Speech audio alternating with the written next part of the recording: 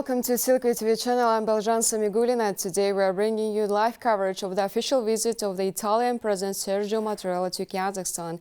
We are broadcasting from our studio here in Astana as the Italian leader will be officially received at the residence of President Kazakhstan. With me in the studio is Professor at Maksud Naribayev University, Alberto Pecoraro, and together we will be explore what this visit means for both nations. Professor Alberto, thank you very much for joining us. We will get back to your insights about this visit. But first, let's look at this broadcasting from the Astana city and a few contexts before we go live to the residence. Italy has stepped up its engagement in Central Asia during the past year, from the inaugural Central Asia-Italy summit hosted in Astana to high-level visits by Italia's Prime Minister this year at the very end of May. And today's arrival of President Mattarella continues that momentum. Let me remind you that this is the second visit of President of Italy here to Astana. And analysts say that Rome sees Kazakhstan as a strategic energy and logistic partner for Europe, and Astana views Italy as a gateway to European markets, technology and capital. Now we can see the cortege is approaching the residence of President of Kazakhstan, Kassym-Jomart Tokayev. Here we can see the flag, very familiar flag to our expert here sitting in our studio. And also a short personal note on President Mattarella. He was trained as a constitutional lawyer before becoming head of state. He served in a number of senior roles, including as a judge on the Italian Constitutional Court, as a minister and as Minister of Defense, giving him a reputation as a steady institutionalist and a guardian of constitutional norms. In domestic politics, he is widely regarded as an mediator and stabilizer, the kind of figure governments call on way when they need continuity and credibility. So now the car already at the residence of President of Kassym-Jomart Tokayev. And so let me remind you that this is the second visit of President Mattarella to Kazakhstan. Before that, we hosted the Prime Minister of the country in the end of May. And now we can see he is already approaching the residence. Let me remind you that Italy is one of the main strategic partners in Europe of Kazakhstan. And today we'll be also reviewing and watching what talks the two delegates will be having. So what to watch for in today's talks? The negotiators will focus on deepening energy cooperation, advancing industrial and engineer partnership, including proposal for regional hubs that could serve Central Asia and the Caucasus, and expanding agri-industrial ties, notably Kazakhstan's grain and durum wheat exports to Italy's food processing sector. Now we can see that the President of Italy is welcoming the Kazakh delegation. Let me remind you there has been few changes in Kazakh government, and now we can see the ministers of Kazakhstan are presenting our Italian guests. And now we can see President Kassym-Jomart Tokayev is walking here by his Italian counterpart, and today they will have bilateral talks. And now, in turn, President Tokayev is welcoming Italian delegation. We can see that they are presented in quite a big form.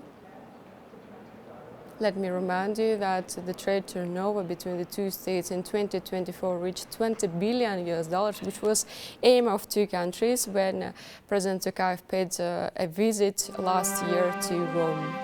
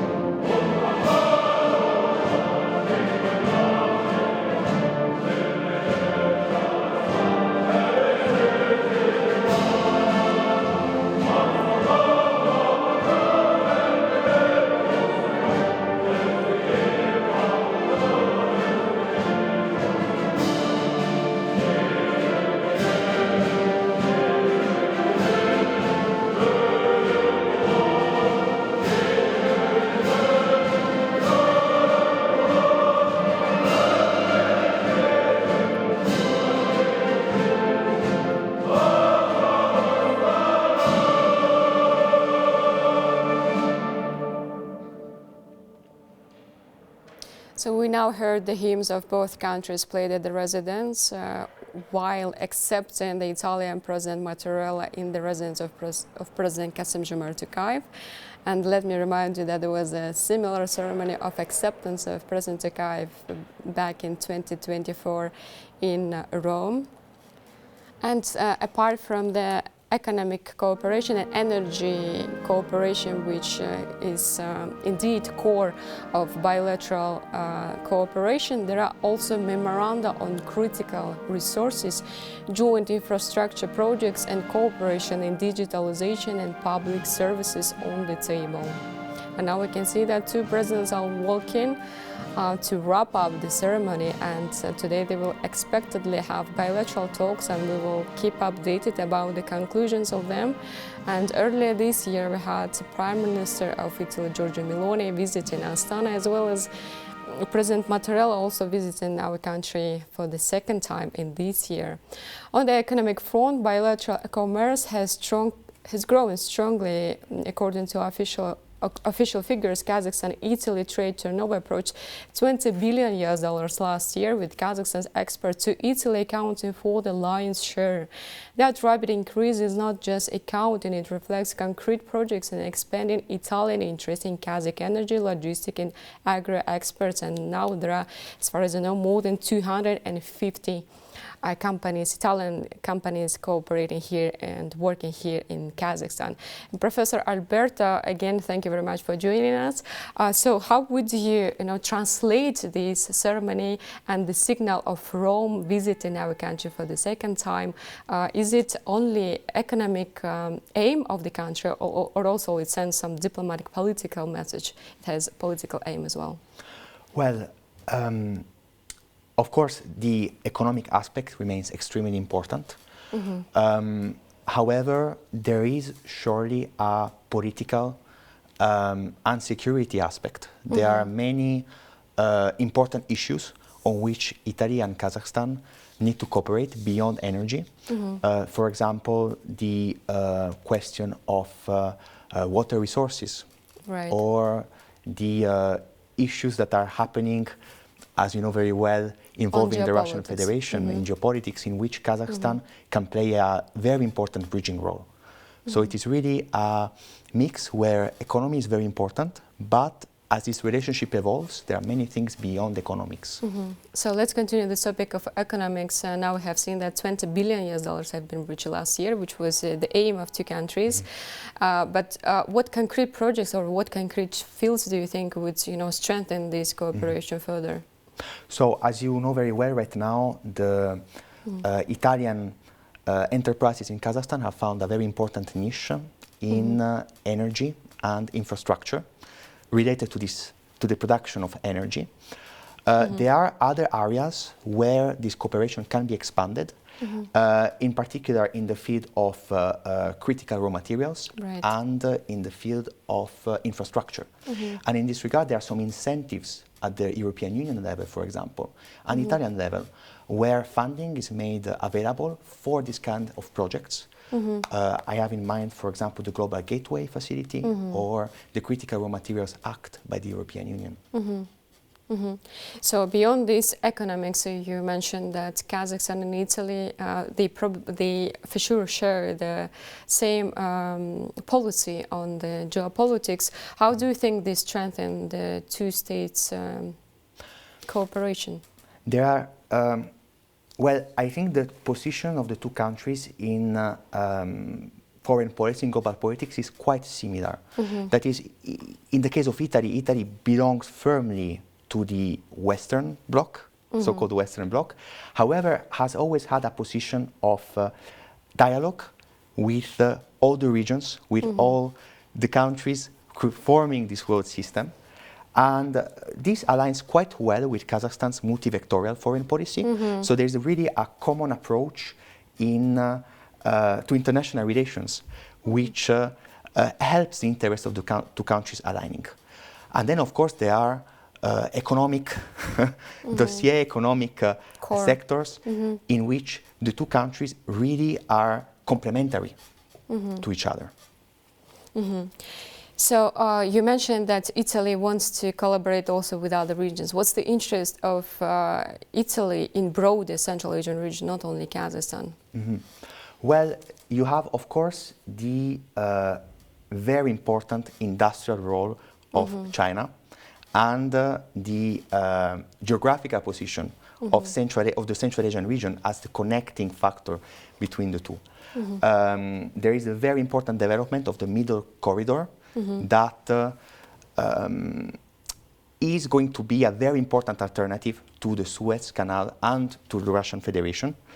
And so this development means that for the Italian economy, the Central Asian region has and is becoming extremely important. So I would say that it is really about the role of Kazakhstan, the role of its neighbors becoming more and more crucial in world politics, in the world economy, and the Italian Republic taking notice in a timely manner of these developments. So we mentioned already that there are many prospects apart from the energy sector to be involved for two countries.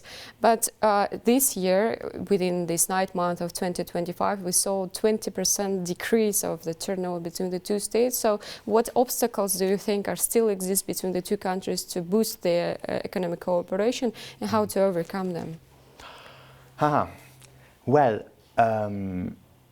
aside from infrastructural factors. So there are various issues. What do you mean infrastructural? Yeah, so the first issue concerns the export, the infrastructure for which the export of raw materials is made from Kazakhstan to Italy. So this infrastructure is not always adequate currently. There also are issues concerning the role of the Russian Federation. I'm thinking, for example, of the Caspian Pipeline Consortium. So this is a first factor. That the infrastructure that underlies these exports is not always secure. A second factor is more concerning with rules and regulatory mechanisms. Legal work. Yes, in other words, legal questions. That is, even though Kazakhstan and Italy are both members of the WTO and have lowered tariffs to each other's goods considerably, there are other kinds of regulatory barriers, different technical regulations, different sanitary and phytosanitary policies that do have an impact and to which importers and exporters need to adapt constantly. So what will be needed, I think, would be work on critical infrastructure for exports, and secondly, regulatory alignment between Italy and the Republic of Kazakhstan. Yes, so Professor Abelda, you've been working as a professor here at Kazakh University, Maksud Narbayev University. So you're actually a bridge between the two countries, and now we can see that the tourism between the two countries also is increasing, and so exchange between people to people also is increasing. And now we'll be watching also how the visits of Italian officials to pay visit to Kazakhstan, and I know how we do broadcast about them, but how the news about Kazakhstan and that Italian officials visit our country, how is it viewed in Italian media, would you say? Well, before also, before and President after. Tokayev paid a visit, for example, to Italy, how it's being viewed, how Kazakhstan is being viewed in Italian media? So the view which Italian media has of Kazakhstan is very favorable. It is a country that is firmly considered to be a partner and a friend of Italy. Our media and people also know about the success of Italian cultural production, of Italian music, of Italian literature in the region. So yes, the media and the people, I might say even, regard very favorably the current development of relationship with Kazakhstan and Kazakhstan itself. So yes, it is really a very positive appraisal that you have in Italian society and Italian media about the relationship with Kazakhstan. Yes, and as I told you, you're a bridge between the two countries. What would you say in this culture field and education field? Now we have many universities, presenting in Kazakhstan, and also, we do share the heritage of both nations. What can be done more, do you think? What project could be initiated here at the educational sector which you're working right now, perhaps? Yes, actually your question is really important and interesting. Education and cooperation education was identified in the 30th of May joint declaration by the Prime Minister of Italy and the President of the Republic of Kazakhstan as being really one of the most important sectors for future development. And yeah, there is a lot of work that is being done right now in order to push forward this sector. You probably will know that in 2023, the first Institute of Italian Culture in Central Asia opened in Almaty. There is also increased cooperation, university-to-university cooperation, the establishment of joint programs, for example, with the Polytechnic University of Marche in Ancona.